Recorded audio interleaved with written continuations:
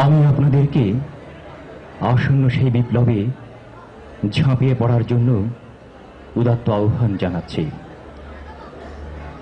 দেয়ালে পিঠ ঠেকে গেলে যেভাবে রুখে দাঁড়ায় আক্রান্ত দুর্বল, বিধ্বস্ত জাহাজের যাত্রীরা যেভাবে আঁকড়ে ধরে ভাসমান পাটাতন, ঠিক তেমনি একাগ্রতা নিয়ে আমি আপনাদেরকে আসন্ন সেই বিপ্লবে ঝাঁপিয়ে পড়ার জন্য উদাত্ত আহ্বান জানাচ্ছি।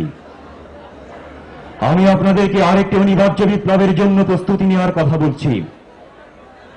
যে বিপ্লব সাধিত হলে দেশের প্রতিটি পুরুষ নারীর কোমল বাহুর পরিবর্তে স্বপ্ন দেখে একটি উত্তপ্ত মেশিন গানের, যে বিপ্লব সাধিত হলে নারীরা সুগন্ধি রুমালের পরিবর্তে পুরুষের হাতে তুলে দেয় বুলেট গ্রেনেড, যে বিপ্লব সাধিত হলে মানুষের মুখ থেকে খসে পড়ে শয়তানের লেবাস, খুনিদের অশান্ত চিত্তে জন্ম নেয় বস্ত্রায় গোলাপে, অর্ধ পৃথিবীর দুর্দান্ত শাসক ফুরাতের তীরে জেগে ওঠে কোন এক অনাহারী কুকুরের আহার্য চিন্তায়।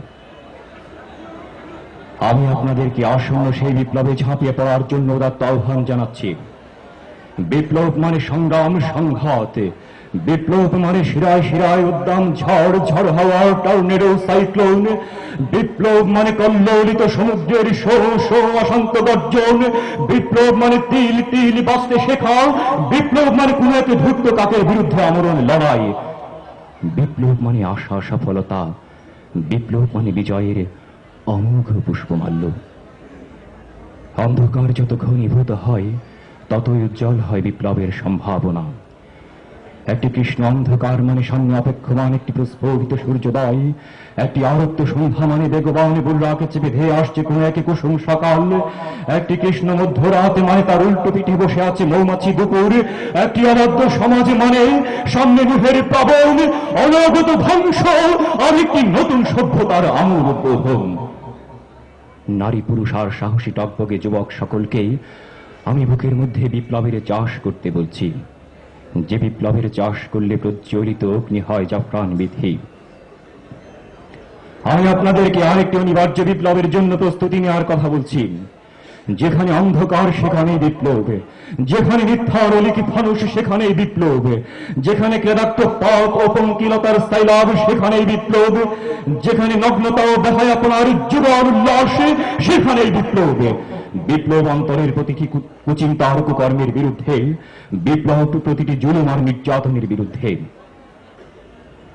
অবশ্য আমি আপনাদেরকে বিপ্লবের মৌসুমের কথা স্মরণ করিয়ে দিতে চাই। মৌসুম ছাড়া কোনো বসন্ত আসে না, বর্ষা আসে না। মৌসুম ছাড়া ফোটে না কৃষ্ণচূড়া, পলাশে শিমুল। সময়কে ধারণ করতে না পারলে গর্ভবতী হয় না কোনো রমণী, ফলবতী হয় না সবুজ ধানের শীষ, সীমার মটর দানা। সময়কে ধারণ করতে না পারলে সফল হয় না বিপ্লবের আরাধ্য কাজ। কৃষ্ণ মধ্য রাতে পেরিয়ে শতাব্দী আজ ছুটছে প্রত্যুষের দিকে। সাইবেরিয়ার বরফখণ্ডে মুখ লুকুচ্ছে পাশবতন্ত্র। আদ সামুদ জাতির মতো টেক্সাসের ঘোড়াগুলোকে ঘিরে ফেলেছে আল্লাহর গজব। আলজেরিয়া, বসনিয়া, আফগানিস্তান, ফিলিস্তিন, কাশ্মীর থেকে শুরু করে পৃথিবীর প্রতিটি প্রান্তরে মাউথপিসের সামনে দাঁড়িয়ে গেছে যুগের মুয়াজ্জিন। আকাশ বাতাস প্রকম্পিত করে এখনই আজান হবে। সমাজের নিচে হারিয়ে যাবে কামানো অ্যাটমের ধ্বনি। গড়িয়ে যাওয়া উজুর পানিতে ভিজে আকুজ হয়ে পড়বে সব কটি দূর পাল্লার ক্ষেপণাস্ত্র। আবাবিল পাখির ঝাঁকে গিলে খাবে জীবন্ত টর্পেডো। সাদা কবুতরের পাখনায় আটকা পড়ে থেমে যাবে আণবিক ঝড়। আর আপনাদের বিজয় অভিনন্দন জানানোর জন্য বেহেশত থেকে শহীদেরা মার্চ পাস্ট করতে করতে এসে দাঁড়িয়ে যাবে রাস্তার দুপাশে। তাদের প্রত্যেকের হাতে থাকবে একটি করে রক্ত গোলাপ, অনন্ত সুবাস মাখা বেহেশতি তোহফা। আমি আপনাদেরকে সেই আনন্দিত বিপ্লবের পতাকা উত্তোলনের কথা বলছি।